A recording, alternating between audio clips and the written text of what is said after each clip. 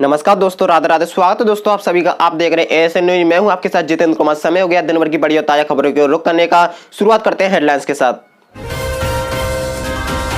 कश्मीर के बाद लद्दाख में भी उठी पूर्ण राज्य की मांग। दिल्ली मोदी के मंत्री से मिले नेता। चेन्नई में भी भारत का सबसे बड़ा इंटरनेशनल रेडियो नेटवर्क बदला। 94.3 रेडियो बन का फॉर्मेट। जल्द खत्म होगा रेलवे एनटीपीसी और ग्रुप डी भर्ती परीक्षा का नई तिथियों का इंतजार। इस साल अब तक एलपीजी 140 रुपए हुआ महंगा, 5 बार बढ़े दाम।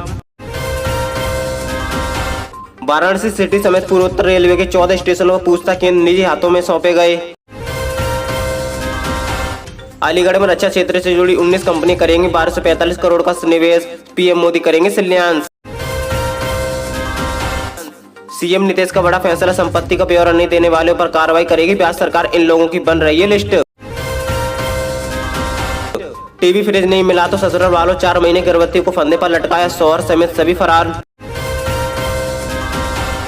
प्रधानमंत्री नरेंद्र मोदी राज्य स्थापना दिवस पर आ सकते हैं उत्तराखंड। जानिए 9 नवंबर को क्या होगा खास। कोरोना काल में रोडवेज बस ट्रक का बढ़ेगा किराया, जानिए कितना पड़ेगा, आपकी जेब पर असर। झारखंड में बस सेवाएं शुरू, पार्क खुले लेकिन अनलॉक के साथ जारी रहेगा लॉकडाउन। राजस्थान में सरकारी कर्मचारियों को करनी होगी संपत्ति घोषणा, नहीं तो रुक जाएगा प्रमोशन और इंक्रीमेंट। आईआईटी पास उम्मीदवार अप्रेंटिस के लिए 11 जुलाई तक करें आवेदन। आईएमडी ने कहा जुलाई में पूरे देश में मानसून वर्षा सामान्य रहने की उम्मीद। पेंशन नहीं मिला तो बेकाबू हुआ ग्रामीण। फूड इंस्पेक्टर के सामने लूट लिए 150 कुंटल गेहूं।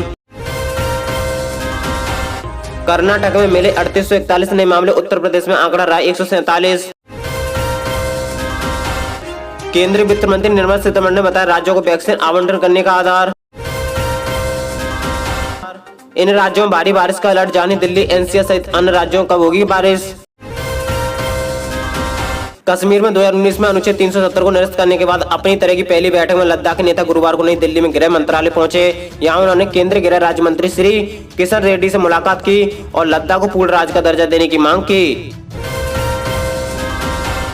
सबसे शानदार इंटरनेशनल म्यूजियम 94.3 रेडियो वन के साथ अपने इंटरनेशनल नेटवर्क में चेन्नई को जोड़ने के साथ रेडियो वन अब भारत का सबसे बड़ा इंटरनेशनल रेडियो नेटवर्क बन गया है। 94.3 रेडियो वन की चेन्नई में मौजूदगी पहले से है, जो हिट तमिल गाने सुनाता है।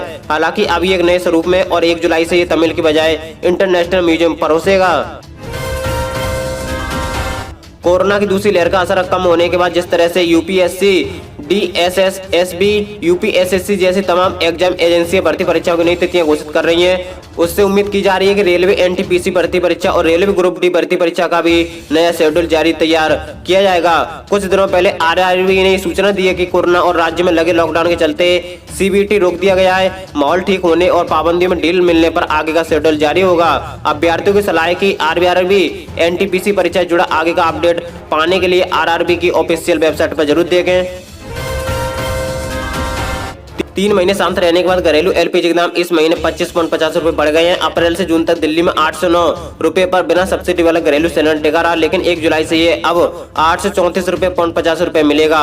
अगर इस साल की बात करें तो जनवरी से अब तक 14.2 किलोग्राम वाला एलपीजी सिलेंडर 140.50 रुपए महंगा हो चुका है। 1 जनवरी को इसका दिल्ली में रेट 654 रुपए था।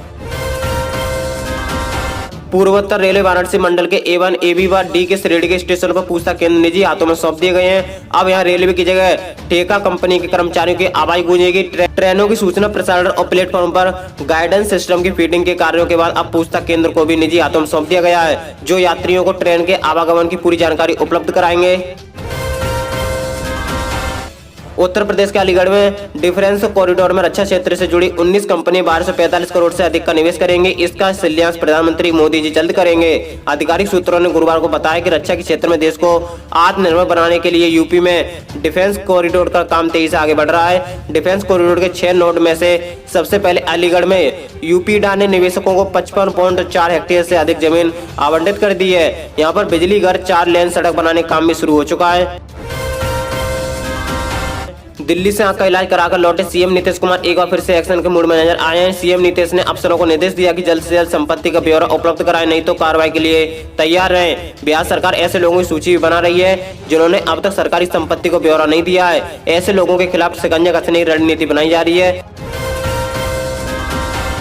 सरकार से अपनी संपत्ति छुपाने वाले सरकारी सेवकों पर अनुशासनिक कार्रवाई के साथ ही आपराधिक केस भी दर्ज किया जाएगा। इसको लेकर सख्त आदेश मुख्य सचिव त्रिपुरारी शरण ने बुधवार को जारी किया है। उन्होंने सभी विभागों के प्रधान सचिव, डीजीपी, प्रमंडलीय आयुक्त और जिला अधिकारियों को पत्र लिखा है। इसमें कहा गया कि सरकारी सेवकों द्वारा चल अचल संपत्ति का ब्यौरा तथा खरीद बिक्री की जानकारी दिए जाने का प्रावधान सरकार द्वारा किया गया है।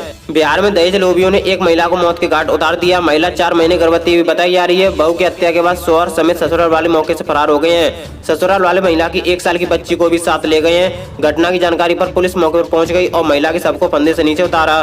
पुलिस मामले की तफ्तीश करने में जुट गई है।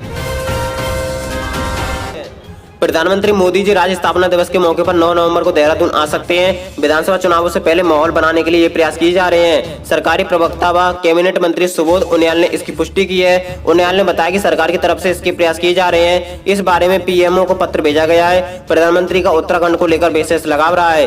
पीएम रहते हुए अब तक 4 बार केदारनाथ आ चुके हैं। पीएमओ से यदि मोदी के दौरे की हरी झंडी मिली तो स्थापना दिवस बड़े स्वरूप में मनाया जा सकता है और वे इसमें शरीक होने वाले पहले प्रधानमंत्री भी हो सकते हैं। उत्तराखंड में निजी वाहनों के साथ रोडवेज बसों का किराया भी बढ़ेगा। शासन ने इस संबंध में किराया निर्धारण समिति के अध्यक्ष को पत्र भेजा है। इसमें निजी वाहनों का किराया बढ़ाने के प्रस्ताव के साथ रोडवेज बसों को भी शामिल करने को कहा है। झारखंड में फिलहाल साप्ताहिक लॉकडाउन जारी रहेगा। अनलॉक के तहत राहतें देने का फैसला किया गया है। सरकार ने जो दिशा निर्देश जारी किए उनके मुताबिक अगले आदेश तक प्रतिबंधों को जारी रखा गया है। सरकार के प्रवक्ता ने कहा है कि फिलहाल स्वास्थ्य सुरक्षा सप्ताह जारी रहेगा। राजस्थान सरकार ने हर साल अपने सभी कर्मचारियों के लिए संपत्ति घोषणा अनिवार्य कर दिया है। इसमें कहा गया है कि जो लोग आदेश का पालन करने में विफल रहते हैं वे पदोन्नति, वार्षिक वृद्धि और सतर्कता मंजूरी के लिए पात्र नहीं होंगे। कार्मिक विभाग द्वारा मंगलवार को जारी सर्कुलर के अनुसार सभी विभागों के कर्मचारियों को 1 जनवरी 2021 और उसके बाद से अपनी अचल संपत्तियों का विवरण ऑनलाइन जमा करना होगा। हरियाणा के कौशल विकास एवं औद्योगिक प्रशिक्षण विभाग ने राज्य सरकार के अधीन विभिन्न विभागों, बोर्डों और निगम आदि के कार्यालयों में अप्रेंटिस के लिए आवेदन की अंतिम तिथि 11 जुलाई तक बढ़ा दी है। इससे ITI पास उम्मीदवारों को बेहतर मौका मिला है। विभाग के एक प्रवक्ता ने बुधवार की जानकारी देते हुए बताया कि इच्छुक उम्मीदवारों को apprentice.india.org पर अपना ऑनलाइन रजिस्ट्रेशन कराना होगा। भारतीय मौसम विज्ञान ने गुरुवार को जुलाई महीने के लिए मानसूनी बारिश की पूर्व अनुमान की जानकारी दी है। IMD ने कहा है कि जुलाई में पूरे देश में सामान्य मानसूनी बारिश होने की उम्मीद है। वहीं हिमाचल प्रदेश के कुल्लू जिले के कई इलाकों में आज शाम भारी बारिश हुई है। इसके साथ ही विभाग ने कहा है कि पंजाब, हरियाणा, दिल्ली, उत्तर राजस्थान और उत्तर प्रदेश में अगले 2 दिनों में लू की परिस्थितियां बनी रहने की संभावना है। मध्य प्रदेश के शिवपुरी जिले में बदरवास क्षेत्र के ग्राम बाराई में राशन की दुकान पर ग्रामीणों ने दावा बोल दिया है और 150 कुंटल सरकारी गेहूं लूट लिए हैं। बताया जा रहा है कि इस घटना को फूड इंस्पेक्टर के सामने अंजाम दिया गया है। हालांकि फूड इंस्पेक्टर का दावा है कि दुकान में सिर्फ 70 कुंटल गेहूं था। जांच में सामने आया कि राशन न मिलने से ग्रामीण परेशान थे। घटना से 1 दिन पहले उन्होंने राशन की दुकान के सेल्समैन राहुल गोस्वामी से गेहूं नहीं बांटने की शिकायत की। सेल्समैन ने गांव के धर्मेंद्र यादव और शंभू यादव पर गोली गलौज करने व POS मशीन फेंकने का आरोप भी लगाया। इस मामले में जिला फूड ऑफिसर विपिन पटेल ने जाँच का आदेश दिया है।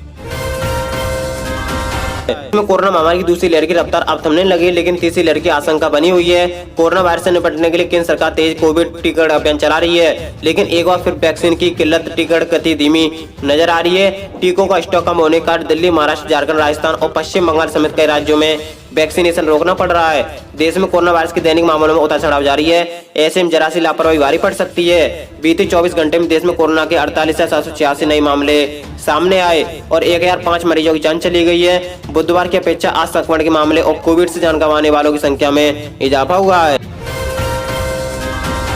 देश में जारी टिकट को लेकर राज्यों के बीच आरोप प्रत्यारोप के केंद्रीय मंत्री निर्मला सीतारमण ने कहा कि सभी राज्यों के अटैक की तीव्रता, जनसंख्या घनत्व और कोरोना की चपेट में आई जनसंख्या के आधार पर वैक्सीन आवंटित की जा रही है। सभी राज्यों का ध्यान रखा जाएगा, सभी लोगों के हितों का ध्यान रखा जाएगा और सभी को वैक्सीन दी जाएगी।